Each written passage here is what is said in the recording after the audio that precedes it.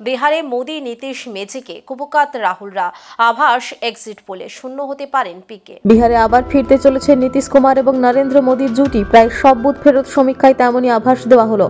9টি booth ফেরত সমীক্ষায় ইঙ্গিত দেওয়া হয়েছে বিহার বিধানসভা নির্বাচনে এনডিএ জোট শুধুমাত্র জিতবে না, হাসতে হাসতে ক্ষমতা দখল করবে। সংখ্যাগরিষ্ঠতা থেকে অনেক বেশি আসন পাবে এনডিএ জোট। বিজেপি, জেডিইউ, লোক জনশক্তি পার্টি, হিন্দুস্তানি আওয়ামী মোর্চা এবং রাষ্ট্রীয় লোক মোর্চা, সেখানে বিরোধীদের মহাগঠবন্ধন পুরোপুরি মাত খেয়ে যাবে বলে ইঙ্গিত দেওয়া হচ্ছে।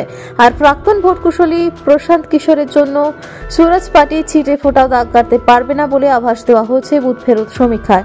অনেকে আশা করেছিলেন যে পিকে কিং না হলেও বিহারে কিং মেকার হতে পারেন, কিন্তু কিং মেকার তো দূরস্থ। একাধিক এক্সিট পোলে তো পিকের দলকে একটি আসনও দেওয়া হয়নি।